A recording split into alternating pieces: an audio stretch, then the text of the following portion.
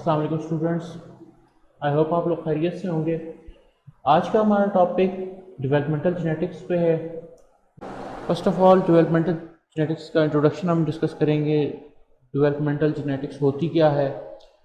अगर डेफिनेशन देखी जाए, developmental genetics is the study of how jeans control growth and development of an organism through out it's life cycle. जो भी उसके life cycle में changes आने हैं, उसकी ग्रोथ या डेवलपमेंट के, वो सारे के सारे कंट्रोल करना, वो डेवलपमेंटल जेनेटिक्स में आते हैं। ऑर्गेनिज्म की, एनिमल्स की बात की जाए तो उनमें उनकी हाइट का बढ़ना, लेंथ का बढ़ना जो है वो उनका एक डेवलपमेंटल पार्ट है। उनके हेयर्स, नेल्स, फेदर्स की ग्रोथ जो है वो डेवलपमेंटल जेनेटिक्स का पार्ट होगा। और लाइफ के किस प्रोसेस में वो मेच्योरिटी की तरफ जाते हैं, रिप्रोडक्शन की तरफ जाते हैं, ये उनका डेवलपमेंटल जेनेटिक्स के ही पोर्शन में जीन्स मुख्तलिफ स्टेजेस में कब उसके डेवलपमेंटल स्टेजेस को कंट्रोल करते हैं, कैसे करते हैं, ये डेवलपमेंटल जेनेटिक्स के अंदर आता है। जैसे प्लांट्स में भी बहुत सारी फेजेस हैं जिनमें उनकी रिप्रोडक्टिव ग्रोथ है, वेजिटेटिव ग्रोथ है, रूट्स की ग्रोथ, लीव्स की ग्रोथ और उनके कनेक्टिव टिश्यूज़ की ग्रोथ जो भी है, सारे का through out the life cycle उनकी ग्रोथ और डेवलपमेंट के प्रोसेस को कंट्रोल करना, ये डेवलपमेंटल जेनेटिक्स में आता है। आप डेवलपमेंटल जेनेटिक्स के दो प्रोसेस हैं, डेवलपमेंटल प्रोसेस जिन्हें कहते हैं। इसमें एक सेल डिफरेंशिएशन है और दूसरा रीजनरेशन है। सेल डिफरेंशिएशन अर्ली स्टेजेस पे होते हैं, एम्ब्रियोनिक स्टेजेस पे होते हैं कि सेल्स को डिफाइन कर दिया जाता है मुख्तलिफ ग्रुप्स में कि किन सेल्स ने रूट्स में कन्वर्ट होना है, कौन से सेल्स ने शूट्स में कन्वर्ट होना है, और लेटर ऑन कौन से सेल्स फ्लावरिंग की तरफ लेके जाएंगे प्लांट्स को, कौन से कनेक्टिव सेल्स बनेंगे। डिफरेंट सेल्स को डिफरेंट वे से जो डील करना है वो सेल डिफरेंशिएशन में आएगा। उसके बाद दूसरा है रीजनरेशन। कई दफ़ा प्रॉब्लम्स आती हैं, डैमेज हो जाती है प्लांट्स के ऊपर हार्श कंडीशन में, पैथोजेनिक अटैक होने की वजह से, एटमॉस्फेरिक प्रॉब्लम्स की वजह से कोई पोर्शन डैमेज हो जाता है, तो उसको रीजनरेट करने की एबिलिटी होना, ये भी डेवलपमेंटल प्रोसेस का हिस्सा है। कोई शाख टूट जाना, किसी लाइफ इवेंट का रुक जाना, वो दोबारा रिज्यूम हो जाना, रीजनरेशन में आ जाएगा। इस तरह ऑर्गेनिज्म में, एनिमल्स में इंजरीज हैं, फिजिकल इंजरीज जब हो जाती हैं तो उनको दोबारा से हील कर लेना, ये रीजनरेशन का पार्ट है। उसके बाद जो इम्पोर्टेंट है कि डेवलपमेंटल जेनेटिक्स की इम्पोर्टेंट कंपोनेंट है कि किसी भी ऑर्गेनिज्म के अंदर जो डेवलपमेंट है, development takes place through cell determination. कुछ सेल डिटर्मिनेशन के प्रोसेसेस आते हैं कि डेवलपमेंट जब हो रही होती है तो कुछ सेल्स पर्टिकुलर ट्रेट्स को कंट्रोल कर रहे होते हैं और उसी को कंट्रोल करते रहते हैं और उसके लिए स्पेसिफाई हो जाते हैं, वो उसी काम को करना, ये उनकी सेल्फ डिटर्मिनेशन की तरफ लेके जाता है। तो इसमें कुछ इंपॉर्टेंट चीज़ें हैं।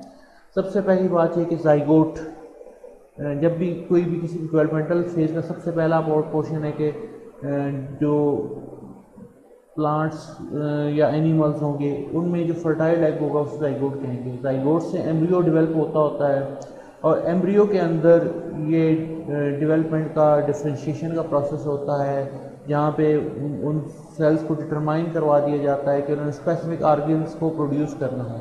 तो उसके बाद ऑर्गेनोजेनेसिस का प्रोसेस रन होगा जिससे डिफरेंट ऑर्गन्स बनते हैं और उन the form of organism appear होते हैं, उनकी फिनोटिपिकल मॉर्फोलॉजिकल कैरेक्टर के फॉर्म में अपीयर होते हैं। जाइगोट से सिंगल सेल होगा और सिंगल सेल से मास ऑफ सेल एम्ब्रियो की फॉर्म में बनेगा। एम्ब्रियो के अंदर एम्ब्रियो की फॉर्म में सेल्स की डिफरेंशिएशन होती है, डिफरेंट ऑर्गन्स के बनने के लिए डिफरेंट सेल्स को डिफाइन किया जाता है। तो उसके बाद ऑर्गेनोजेनेसिस का प्रोसेस होता है जिसमें डिफरेंट ऑर्गन्स बनते हैं और ऑर्गेनिज्म बिल्टअप होता है। तो इसमें कुछ इंपॉर्टेंट चीज़ें हैं कि कोई भी सेल जो है एम्ब्रियो जो सेल है उसके जितने भी सेल्स हैं दे आर टोटियोपोटेंट। अब टोटियोपोटेंसी एक टर्मिनोलॉजी है, it has a potential to develop into any type of cell. तो एम्ब्रियो के सेल्स जो होते हैं वो टोटियोपोटेंट होते हैं, वो किसी टाइप के सेल्स में कन्वर्ट हो सकते हैं। जैसे उस एम्ब्रियो के सेल में से लीव सेल भी बनेंगे, कनेक्टिव सेल्स भी बन सकते हैं, एम्ब्रियो के सेल्स रूट सेल्स में भी कन्वर्ट हो सकते हैं, एम्ब्रियो सेल्स फ्लावरिंग के लिए भी सेपरेट सेल्स के तौर पर डिफाइन हो सकते हैं। तो एम्ब्रियो के अंदर ये पोटेंशियल होता है कि वो किसी टाइप के सेल में डेवलप कर सकता है खुद को, कोई भी डिफरेंट टाइप का ऑर्गन प्रोड्यूस करना, ये उसकी टोटियोपोटेंसी कहलाती है।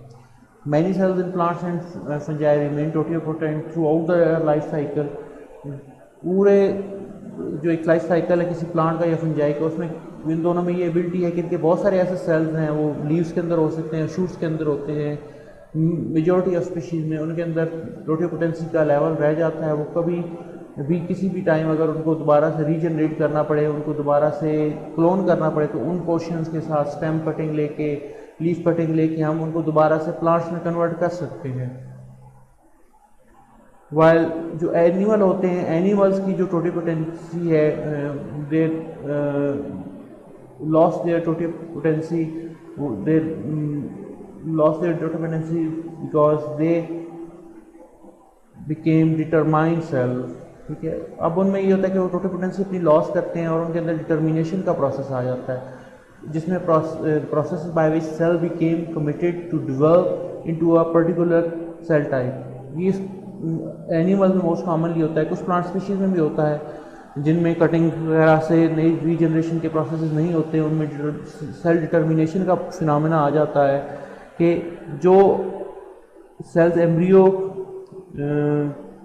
से ऑर्गेनोजेनेसिस के लिए डिफरेंट ऑर्गन्स के लिए डिफाइन हो जाते हैं। जिन सेल्स ने लीफ बनना है तो वो लीफ बनने के लिए डिफाइन हो चुके हैं, तो वो कभी हमेशा लीफ ही में रहेंगे, कभी उनसे रूट्स प्रोड्यूस ना होना। ये डिटर्मिनेशन कहलाएगा कि एक सेल की ये एबिलिटी को हमेशा एक ही तरह के प्रोसेस को रन करे, एक तरह की डेवलपमेंट को वो कंट्रोल करे, किसी और दूसरी टाइप की डेवलपमेंट को में वो पार्ट प्ले ना करे, ये उसकी सेल की डिटर्मिनेशन कहलाती है। यानी कि डिटर्मिनेशन से हम ये मुराद ले सकते हैं कि सेल का फिक्स हो जाना। जैसे ह्यूमन के अंदर है, जो आई के सेल्स हैं, आई के उनका फंक्शन सिर्फ आइज़ प्रोड्यूस करना है, बॉडी के बाकी सेल्स का फंक्शन आइज़ प्रोड्यूस नहीं करना। अगर ऐसे हो तो ह्यूमन की 2 से ज़्यादा आइज़ हो, पूरी बॉडी पे आइज़ ही बनी हो, तो वो एक अजीब व गरीब मखलूक बन जाते हैं हम। तो अल्लाह ने ह्यूमन की बॉडी के अंदर ये चीज़ें डिफ़ाइन की हुई हैं कि जिन सेल्स को ब्रेन सेल्स बनाने के लिए डिफ़ाइन किया, वो सिर्फ ब्रेन सेल्स बनाते हैं, वो स्किन टिश्यूज़ की तरफ मूव नहीं करते कभी।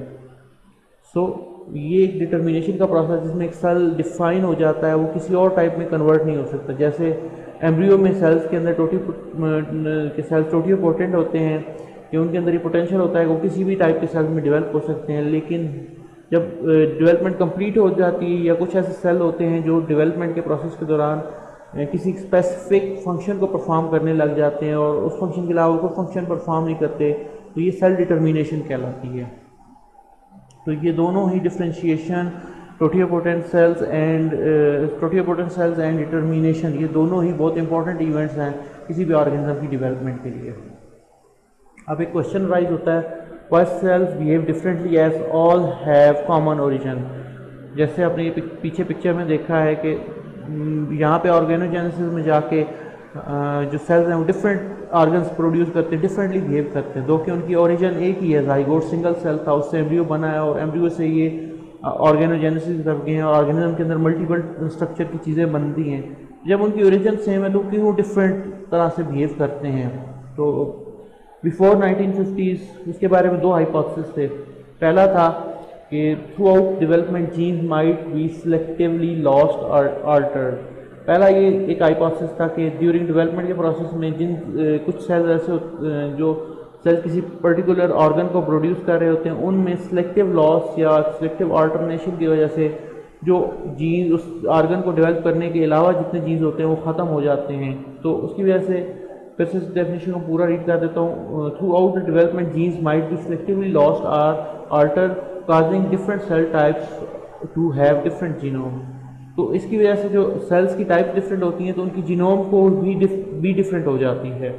इस हाइपोथेसिस में ये था कि डिफरेंट जो जीन्स हैं वो सिलेक्टिवली लॉस्ट हो जाते हैं या अल्टर हो जाते हैं, जिसकी वजह से हर एक सेल की डिफरेंट टाइप के सेल्स की डिफरेंट जीनोम प्रोड्यूस होती है।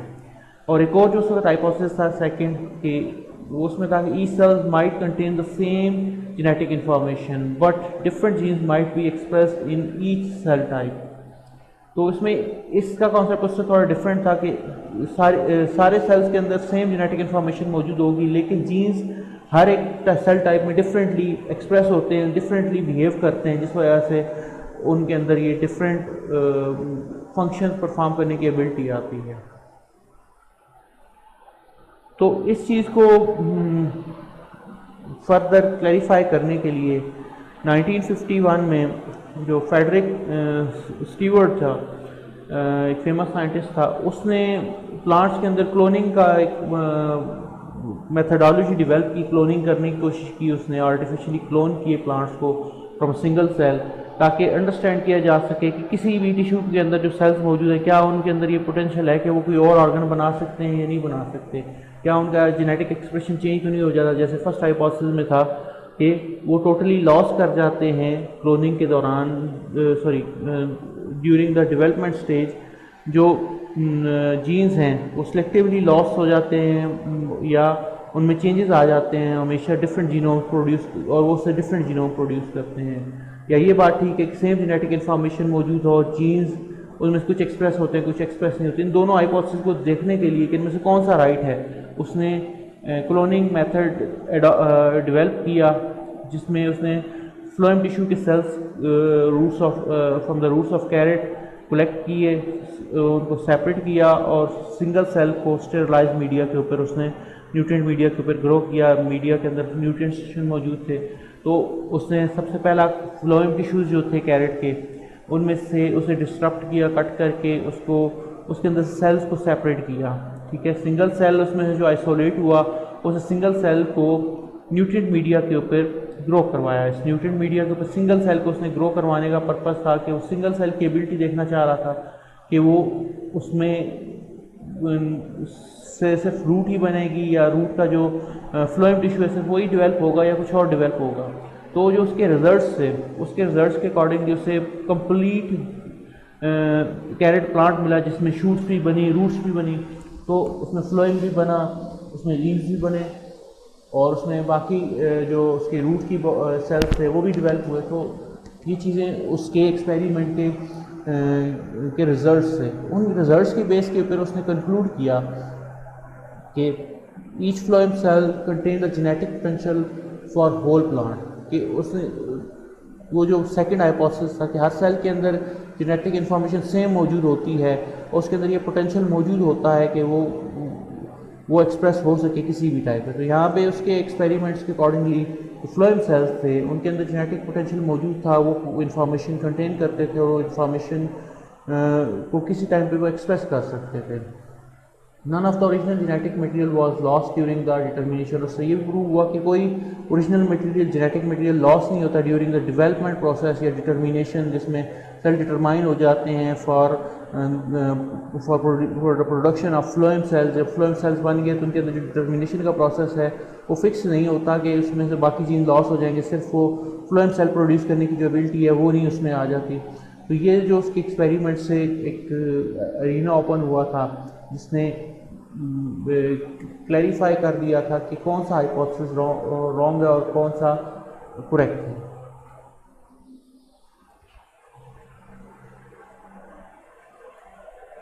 ओके, तो यहाँ तक हमारा ये लेक्चर कंक्लूड होता है। बाकी जो नेक्स्ट टॉपिक है हमारा, जो नेक्स्ट लेक्चर में आ रहा है, वो जो इम्पोर्टेंट है पोर्शन उसमें, वो डेवलपमेंटल जेनेटिक्स का most important part gene regulation and differentiation है। बहुत ही इंपॉर्टेंट टॉपिक है, तो ये आने वाले लेक्चर में डिस्कस करेंगे। उस लेक्चर तक के लिए अल्लाह हाफिज़, टेक केयर।